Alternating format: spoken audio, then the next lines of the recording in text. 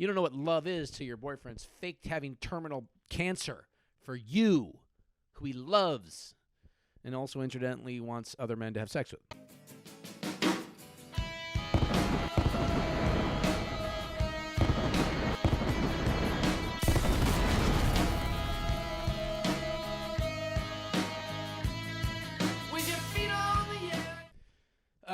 Yeah, here we go. We're doing it. We're doing the podcast. Welcome back to the Weekly Apocalypse. It's still fucked. So if anybody was making wagers on whether the world would be less fucked between last week and this week, hope you pick just as fucked, if not more fucked. The Postal Service is kind of getting attacked. There's still, like, all kinds of, like, racial riots and, like, lots of fucking chaos. There's no one's wearing masks. Let's see what else we got going. School's back, and no changes. Still lots of people without masks. That's good. So we're progressing on that. I watched a documentary on plastics. Apparently those last forever. So we're fucked on that. On a personal note, I jammed my finger during my bachelor party. Can you see that? So he's jammed. I was playing football and I jammed it, so now my finger hurts. So that's also one of the world's biggest problems. I mean, there's a lot going on right now. It's a lot going on. Matter of fact, yesterday I was not like involved in some crazy shit, but I was crazy shit adjacent. You know what I mean? I feel like that's best case scenario for 2020. You're always crazy shit adjacent. Like, if you're not the one with COVID, like, it's around, or if you're not, like, in the middle of, like, a riot, like, you're just nearby. So here's what happened. Me and my fiance were shopping for my suit for our wedding that's coming up soon that probably no one will come to, and we probably won't even be allowed to have. But anyway, so we're shopping for my suit downtown Portland, and, you know, if you've been paying attention, Portland, kind of fucked right now. Kind of fucked. If you've been watching any of these episodes, a lot of crazy shit going on. A lot of crazy. Like, Portland's the kind of town right now where every time you walk around downtown, you're just like, at least a third of these people, if I saw them in the woods at night, I would shit myself. Like, I would just shit myself and be like, okay, eat me. Take me into your deliverance trailer and just fuck my body until I'm dead. I don't know. Just half the people, a third of the people, they just look like just something out of another world. You know, like when you're watching like a show like Vikings or, Game of Thrones, when they'd show like the town around the nice castle and just like everyone in there just like, "Nyeh!" Like half the people in Vikings like are like missing teeth. Like the poor people, not the kings, are just like, "Nyeh!" Like that's Portland. Like half the people there are just sort of, you know, they're still dealing with some sort of scurvy or hepatitis 6.0 or something that if you have any privilege at all, you're not aware of. These people are just in a whole nother world, you know, and it's anyway, so downtown Portland's already freaky, so we're shopping down there, and then we're in the store. I'm trying on a suit in J. Crew. You want to talk about, like, white privilege. J. Crew, I don't know how it works out, but if you look at the words J. Crew, it spells white privilege. Like, if you turn every word like a certain way, I mean, every letter, and then you sort of, like, if you take the letters that make up J. Crew and you put them in, like, a Yahtzee cup and you go, it spells white privilege. I don't know how. It just somehow it does. The C sort of doubles as the W, and then it somehow, anyway, so we're in there, and I'm shopping for a suit, and then all of a sudden the guy comes up to us like, you guys gotta leave. We're like, what? We just got here. Like, it's like 3. And the guy's like, yeah, they're clearing out the mall. There's a riot going on next door. Like, he was like terrified. And so I'm like, wait a minute, hold on. You're terrified because there's a riot going on next door, and you're telling us we have to go outside into the riot? Like, we have to leave into, like, you're just like, hey, we're scared. You go outside and get eaten by that bear. So, you know, it was even actually worse than that, because for a second there, we didn't even know it was a riot. For a second, they were just like, there's something going on next door. The police are clearing out the mall. There's something happening. So we're like, well, how do we know there's not like an active shooter? I even said that. I didn't just say, is there a shooter? I said, is there an active shooter? Like, that's how, you know, common shootings are in America, that I even knew the term for it. It's like, is there an active shooter on the premises? And so we're walking out. I'm holding my fiance in front of me like a human shield. I'm making her walk ahead of me. I'm ducking down. I should have stolen something because everyone was freaked out. I should have just taken the suit. But so we get outside, and then it's just we just hear chaos next to us, across the mall, on the other side of the mall, just fucking chaos. We're just oh, let's get the fuck out of here. So we're just let's just walk. And then we read that night that there was a fucking shooting. There was a Proud Boy, which is a sort of I don't know, some sort of super alt-right group or whatever. That group clashed with a Portland leftist group, and then there was someone shot a gun a couple times, and that shit was right next door, I believe, to where I was shopping for the suit. So, yeah, man. The weekly apocalypse right up on that ass, right in there. Your wedding suit shopping might be a suit you have to wear in your casket. Boom, right there. And then that's not really a joke. It's actually kind of fucking scary. So, the good news is if I do die, through all this craziness, I'll have a suit. Because on the way back to our car after the riot, we stopped at another store and I bought a fucking suit. So, you know what? 2020, riots and chaos, you can't stop me. I'm going to still get married in my fucking COVID suit. Okay, let's dive into some crazy stories because there's a lot of them. Number one fucked up thing happening in the world this week. Canadians are wielding chainsaws and not, in their usual cutting down a maple tree or attacking a bear way. This story comes out of Toronto. Fucking crazy. That two men covered with, this is a 2020 story, right? Any other year, this story would probably seem really fucking nuts. But in 2020, this story is yeah, that's how it goes. So two men covered in blood, wielding chainsaws, were arrested on a Toronto beach, which, timeout. I didn't know they had beaches in Toronto. Did you know that? I never seen that. I never seen a polar bear ooh, we're diving into the water here in Toronto. And for anybody on the internet, I know there's not polar bears in Toronto. But whatever, I don't think of it as a beach place. But anyway, so apparently here it is. Witnesses allege that these two guys had been fucking with them on the beach and a fight broke out. These two guys got the shit beat out of them. And on a side note, there are rumors that these guys were part of an anti-masker unit. So these guys are against masks. But they're all for chainsaws, which is weird. Because if you think wearing a mask is inconvenient, carrying a chainsaw on a beach sounds really fucking inconvenient. You know what I mean? Just walking on a beach is kind of hard, isn't it? You're always you're slipping. It's fucking exhausting. So if you're carrying a chainsaw, that's extra scary. So anyway, these dudes got the shit beat out of them. They came back covered with blood. These Canadian gentlemen, I don't know if they were Mounties or not. I don't know if they're involved in the reindeer trade or whatever they got going on up there. But these guys come walking back with chainsaws who hit us? Who hit us? And then the cops came, and it was a fucking thing. So just imagine that shit. You're just out in Canada. You're eating a biscuit or something. And then these two guys with chainsaws come just covered in blood. It's charging. And it's fucking terrifying, man. I'm not comfortable with that. I'm sorry. I am not comfortable with aggressive, scary Canadians. I like my Canadians. Look, here's the rule for Canada. You guys have to be nice all the time. You're well-behaved. You have medical insurance. You have free education. And then during hockey, you get to just go nuts and beat the shit out of each other. That's the rule. I like my Canadians to be polite and sweet.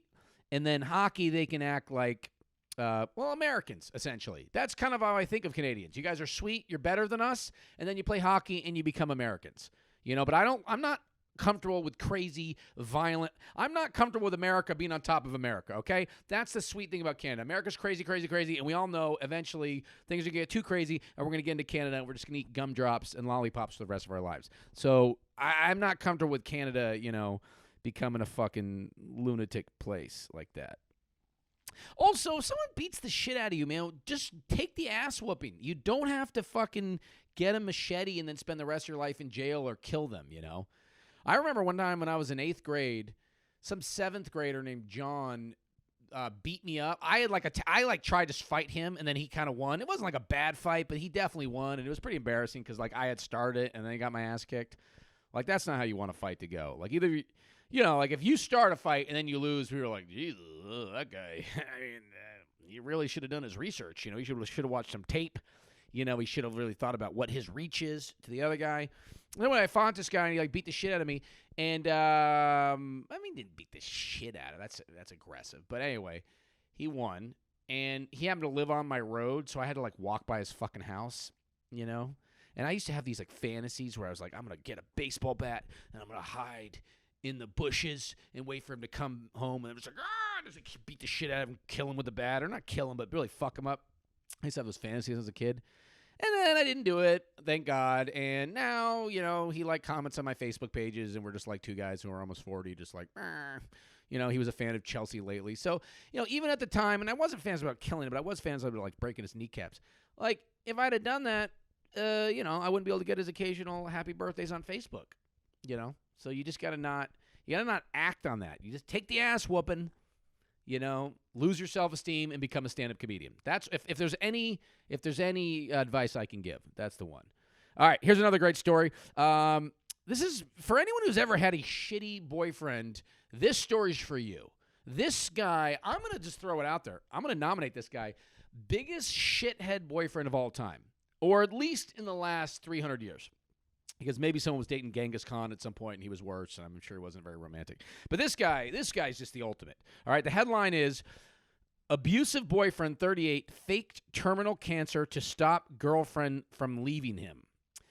Believe this comes out of England, so... No, I fucking cancer. You can't leave me. I got fucking cancer. I'm really good at accents. If that didn't prove it, now you know. I fucking got cancer, mate. So anyway, here it is. This guy, his name's Kevin Beavis, which is hilarious. Beavis is his last name. 38. Apparently was dating a woman named Karen Gregory, 50. And he is a father of 3. So let's break this guy down. He's a divorced guy. He's 38. He's got 3 kids. He's dating a woman 12 years older than him. And I'm not saying any of that means anything. It's not great statistics already. It's already like, this guy, look, it's fine to date a woman older than you. I'm not saying you can't, but I'm just saying it doesn't generally imply you're like the coolest dude on the block if you're 38 and you're dating someone who's 50. I mean, I don't understand. That's a lot. And women shouldn't be dating older guys either. I think it's fucking weird. But at that level, I think that's weird. Anyway, so this guy apparently was abusive, and this is like, okay, so abusive, horrible, inexcusable, awful. But then there's this other weird element where part of that abuse was he was trying to convince her to have sex with other men. That was this guy's thing. He's like a cuck. He wanted to have other men have sex with his wife, girlfriend, his older girlfriend, and he would pressure her, and then when she wouldn't want to, he would be abusive, and then can we just take a break here for a second? Here's what I don't understand about cucks, guys who like to watch other dudes have sex with their wives. I've seen some documentaries on it, like HBO Real Sex had a thing on it. It seems like guys who like watching other guys have sex with their wife, they always want to see some really ripped stud have sex with their wife. But it's like, why? There's no part of me that understands that. Why would you want to see someone better looking than you, in better shape, just crush it having sex with your wife? This seems like the most demoralizing. I mean, that just seems like the worst thing ever. What I would like is to get a fat, out of shape dude who loses his erection all the time to have sex with my wife. That way, the next time I'm having sex with her, I just seem like a fucking stud, Then I could be doing my usual kind of pathetic sex, and I'd just be like, hey, at least I'm not fucking Scott.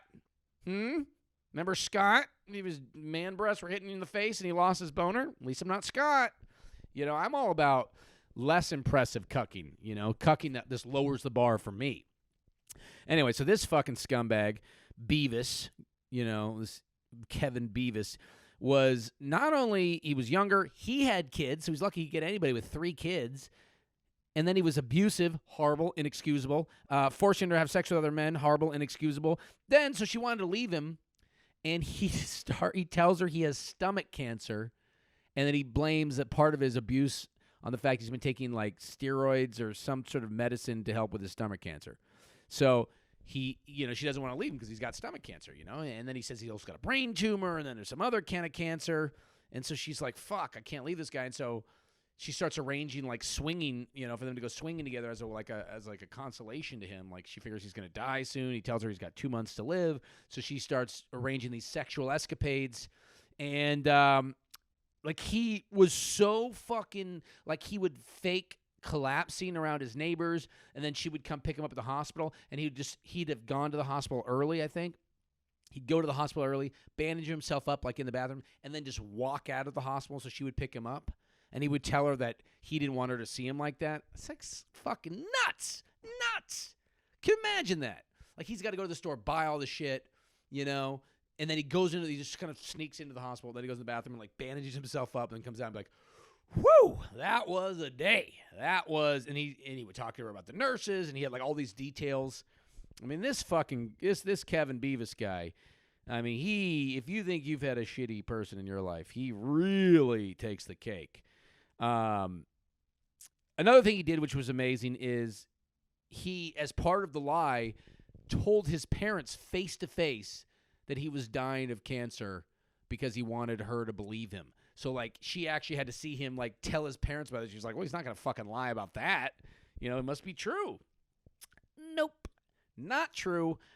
This dude certainly gets my prize as scumbag of the year.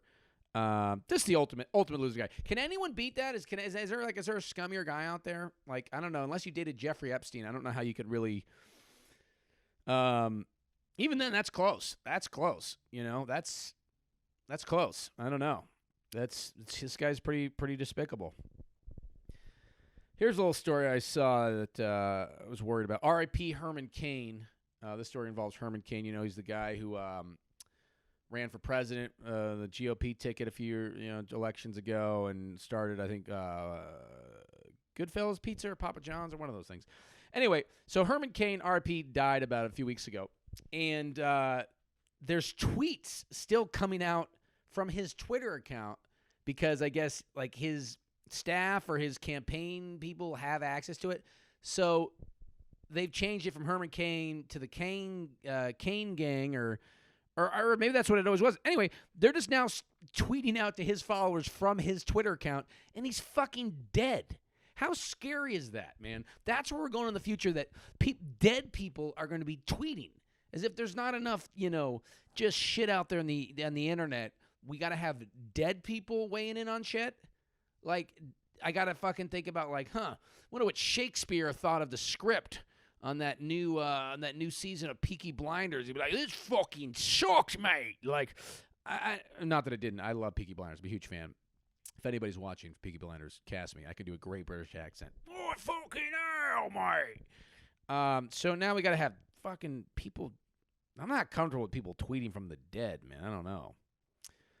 So I was thinking about what are some tweets I want to see from the dead.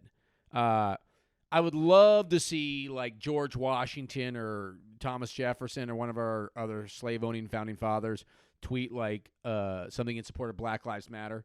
That'd be great. I don't know if they had a Twitter account when they died. I don't know what the rules are, but that'd be great. How about in a few years when Bill Cosby dies, we have a tweet, heaven is awesome, JK, hashtag Hades. That would be a good one.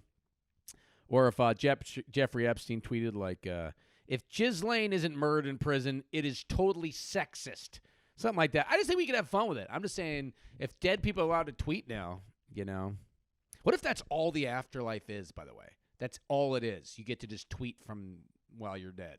Like after all this idea of heaven and hell and ghosts and all that, it's like, no, you just haunt social media. That's it. That's all it really is. You just get to tweet occasionally. You just get to be like, no, Kanye's crazy from the grave. That would be disappointing. All right, here's a little bit of violence for you. Did anybody ever have a lemonade stand when you were a kid? Because this next story involves that. I did. Since no one else is talking. I lived on a dirt road in the middle of nowhere, and maybe like 6 cars in an hour would pass our house. But I still really wanted a lemonade stand, which I had seen people, have in movies. So I set one up, made the lemonade, set it up, and then just like no one stopped because there was no cars, and we were living around a curve, so it was just like I just made lemonade. I just sat out there, and then for the next 3 days, me and my brother just drank lemonade, and we were like, well, that was that. It was like almost impossible that I would have sold any, but I don't know why my parents didn't tell me that. I don't know why they weren't like, hey, rethink your business plan, okay? We live in Boonville, California. You're on a dirt road. At the very most, a squirrel's going to take a sip of that, but no one's around. But I really wanted it, so I was like, oh, here's my I'm like Charlie Brown, gonna make my lemonade stand, and then I just drank it. Anyway, so some kids in Peoria, Illinois, where I've done a stand-up set one time at a college, went fine, I think. I can't remember. Anyway, they were selling lemonade, 2 kids, Jude and Tristan. I think they were like 13-year-old boys, 13-year-old pals, selling lemonade, and 2 guys robbed them at gunpoint. This happened like over the weekend or maybe a week ago. So they're selling fucking lemonade in Peoria. 2 guys robbed them at gunpoint and steal their cash box containing $30. What is going on in the world right now when you can't even sell some delicious, sugary, refreshing beverages without people robbing you at gunpoint? I mean, that's really not good news because $30, people are getting robbed for $30. I mean, most of us, when we go outside, are wearing or carrying up more than $30. So, like, all of us are, at this point, like, susceptible to being robbed.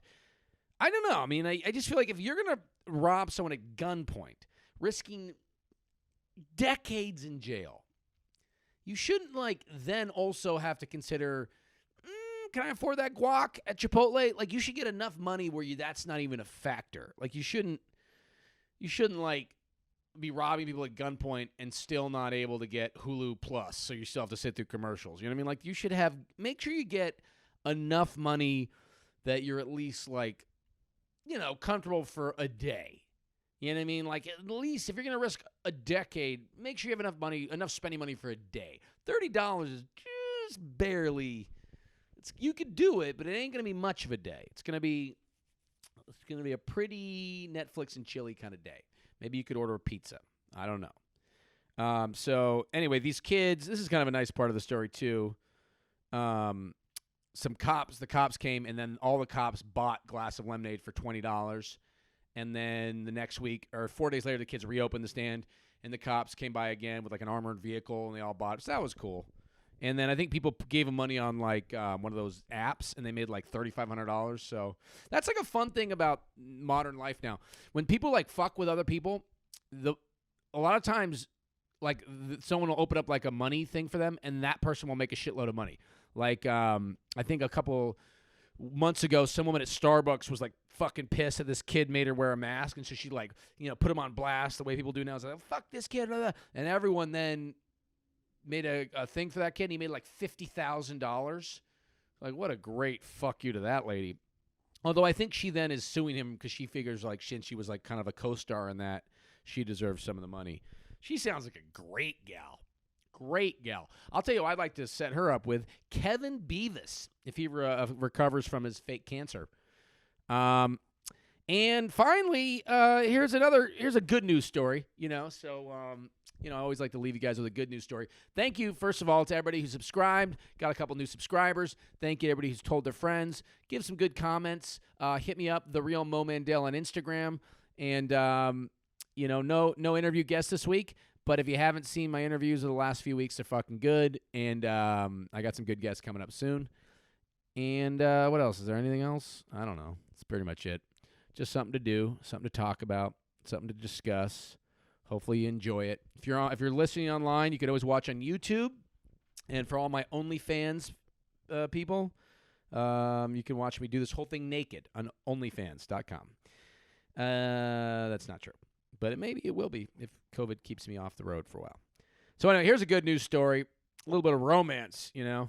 Kevin Beavis. Although if you look at the Kevin Beavis cancer faking story, that actually is kind of romantic in a certain way. Not the abusive part or the trying to get her to sleep with other guys part, but I mean, to lie to your parents about having cancer because you want to keep your significant other in a weird way is kind of romantic. I mean, it's, you know, my fiance has a hard time getting me to take out the garbage or empty the dishwasher. So, I mean, I'm sure on a certain level, if somebody lies to you about having cancer because they don't want you to leave, it's horrible, but it's probably kind of a little bit of a flattering situation where you're like, I mean, he loves me. He loves me. How much he love you? He faked having cancer. Does your fucking boyfriend love you that much, huh? Has your boyfriend ever faked spraining an ankle? Does your boyfriend ever faked psoriasis or even having a flu? No. So you don't know what love is. You don't know what love is till your boyfriend's faked having terminal cancer for you, who he loves, and also incidentally wants other men to have sex with. But that's his business. Okay, here's the good news story of the week. Where does this take place? And I think it's Australia. The stories like this are always in Australia. Anyway, this is kind of beautiful. So, well, it's not beautiful actually at all, but it's pretty cool the guy did this. Chivalry's not dead. You want to know if chivalry's dead? It's not, okay? Maybe guys aren't holding open the door. Maybe guys aren't picking up the check. But this dude in Australia attacked a great white shark while it was eating his wife, saving her. This dude was down in Australia somewhere, Port Macquarie, and his wife, Chantel Doyle, was attacked by a 10-fucking-foot great white shark while surfing at Shelley Beach. And this shark was like biting her a bunch, and the husband paddled over and just punched the shark in the fucking head. You know, that's love. That is love. I mean, most of us would be trying to call the Coast Guard or just being like, what do you want me to tell the children about, you know, from a safe distance? What should I put on your tombstone after that shark eats you? Not this dude. He's like, all right, I'm Australian, mate. Punches the shark, and he punched it, and the shark finally let go, and then he helped his wife out, man. God damn. If I was that guy, let me tell you this straight up. If I was that guy and I saved my wife from a shark attack, a great white shark attack, I'm not doing a chore for the rest of the marriage. That's it. Like, I'm done. Like, anything you ask me to do around the house. Yeah, well, you know, how about this? If a shark comes in here and bites you, I'll beat the shit out of it and save your life. How about that? How about instead of me picking your mom up at the airport, I just beat the shit out of sharks. Okay, I just fight off sharks for us. You know, I would use that. Oh, what do you want to watch? What do you want to watch on Netflix? Oh, that's the show you want to watch? Well, I'll tell you what show I want to watch, and I'll also tell you this: I saved you from a fucking shark. Okay, so we're watching my show. Okay. Oh, you want me to pick the restaurant? Why don't you pick it? Because I saved you from a fucking shark. Oh, don't let me save you from a shark, because I'm going to use that shit. I am going to use the shark save. So anyway, big up to this dude. What the fuck's his name? Let's give this guy some, what was his name? Chantel Doyle was her name, but what was that fucking shark fighter name? Whatever, just, I don't even know, man, but whatever his name was. Probably Jack, something real manly. Jack, the shark killer. Anyway, big up to that dude. And shame on the shark, man. You can't even fucking attack somebody on open water and win. Like, you're going to lose a fight with a human on open water? Pretty embarrassing. If you're that shark, you know what I mean? You got to step your shit up. All right, that's the end of the episode. It's kind of a short one, but I think it was a fun one. And to everybody listening, to everybody this and this, blah, blah, blah, keep watching the episodes. Mo Mandel on Twitter, The Real Mo Mandel, and Facebook. And I don't know, happy apocalypse. I'll see you in the ashes. That's my cute little slogan.